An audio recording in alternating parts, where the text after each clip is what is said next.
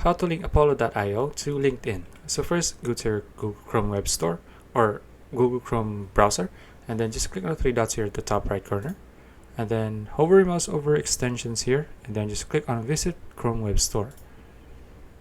Okay, from here, just need to type in Apollo.io, and then click on this one, and then click on Add to Chrome. Click on Add Extension. Okay, now let's just wait for it to load.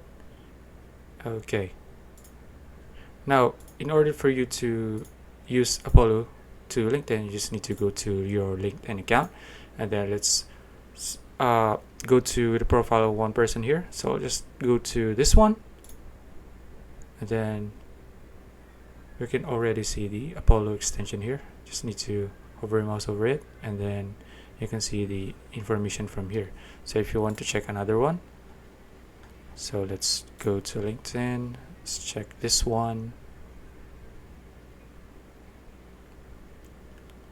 click on access email to see their email, as you can see.